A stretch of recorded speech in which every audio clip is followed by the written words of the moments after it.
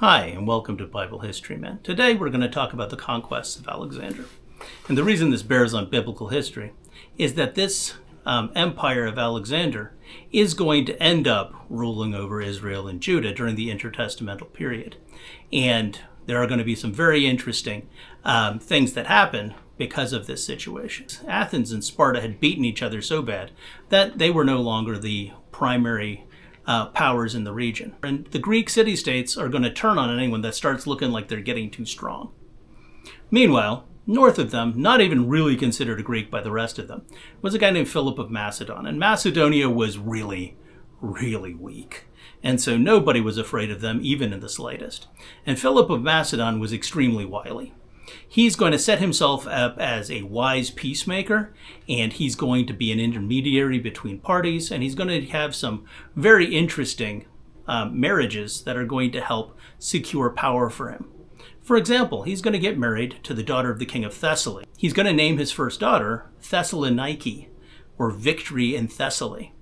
And he's going to take power in Thessaly through that marriage, and Alexander is going to later name a city after his sister. Now, what's going to happen is that Philip is not only going to be wily, he's also going to make some military inventions. First of all, he's going to develop cavalry. Not just little light cavalry, but cavalry that makes a formation kind of like a wedge that drives itself right through the enemy's formation and breaks them up. And then once their formation is broken up, then you can send in your spears, because the formation is everything in the way that these guys fight. And secondly, he's going to develop a new spear. The old spears, they were long, but these new sarissa, they are somewhere between 13 and 20 feet long. You have to have special trees to make these things. And these Macedonian phalanxes are not going to be as heavily armed, and they're going to have little attached shields instead of putting them on their arms, because they're going to be using both their hands to hold these huge pikes. And these are going to be super effective in battle. And so, with his new influence, he's going to go to war, and he's going to defeat some key enemies, such as Athens, and he's going to force them into a league that he controls. And after he's celebrating and on his victory parade, Philip of Macedon is going to get murdered. I wonder who did it. Nobody knows. But when the dust settled, his son Alexander is going to take over. And his son Alexander is going to immediately call for warfare. And so he's going to call the league together and say, "Prepare your souls, guys. We're going to go attack Persia." And Thebes is going to say, "No, sir, we decline." And then he's going to sell their population into slavery and see if anyone else would like to decline. Which it turns out, surprise, surprise, no one else wants to decline. And so he's going to lead the united forces of Greek, this league that his father prepared of Greeks, led by the Macedonians, over to do battle against the Persians. And they are going to be very effective. The first battle is going to be the Battle of Issus, where Darius III is going to outnumber Alexander the Great 2-1. But the narrow field is going to favor Alexander the Great's forces, and Alexander the Great is just going to make a beeline for Darius III to go take him out. And so Darius III is going to run for his pathetic little life, and he's going to leave his wife and his children to be captured by Alexander the Great.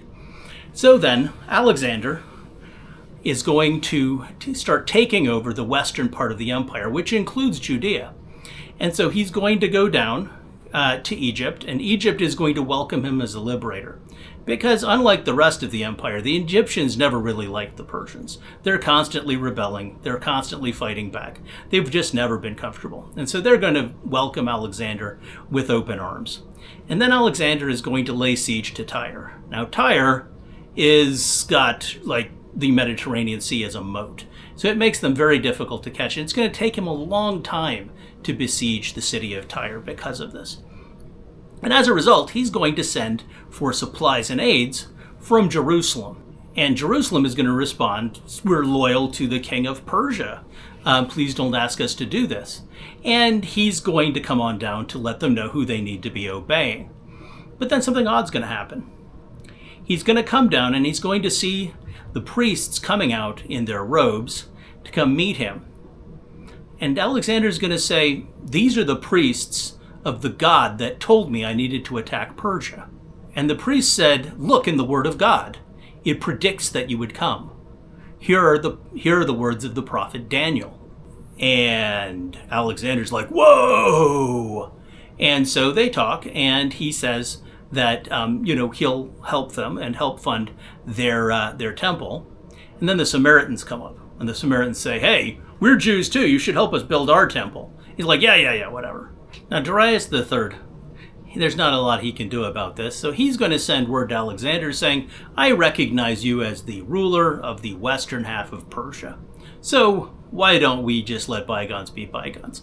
But Alexander obviously wants it all. And so he's going to go to battle, and Darius III is going to meet him and is going to outnumber him even more than he did previously at the Battle of Gaugamela. And this war is going to go exactly the way the last one did, with Alexander making a beeline for Darius, Darius running for his little life, and the army kind of being abandoned by their king. After that, Darius is going to flee, Alexander is going to consolidate his rule, and eventually someone is going to murder Darius. And then Alexander is going to execute the murderer, and then he's going to bury Darius, declaring himself a member of Darius's family. And as a result, he's going to take over and consolidate his power in Persia. And then, because he would like to conquer some more, he's going to lead his armies into what is today Western India. His men are going to draw back. They're going to say, sir, we've gone far enough. We're never going to see our families. We are so far from home. We want to go home. And he's going to plead with them, but it's not going to do any good. And so they're going to turn around and head back. And Alexander is never going to make it home. He's going to die, and shortly thereafter, his infant son. And as a result, there is going to be a war amongst his generals. When the dust settles, Antigonus is going to rule over Macedonia. Lysimachus is going to rule Asia Minor. The Ptolemy is going to take over in Egypt, and a guy named Seleucus is going to be the ruler of Syria and Mesopotamia. And that's how they're going to divide it up. And after this, these Greek kingdoms are going to have a thin veneer of Greeks on the top of society. All the rulers are going to be Greek.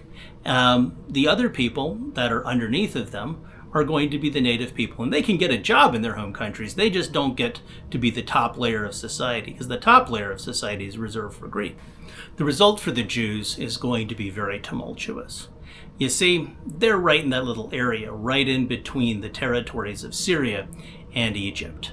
And as a result, the Ptolemies and the Seleucids are going to fight like wolves over the territory, and a lot of their fighting is going to go on around them. There are going to be Jews living in Egypt under the Ptolemies. There are going to be Jews living in Babylon under the Seleucids.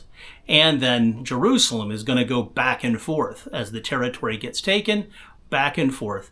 And each side takes land from each other. They generally start by taking Israel.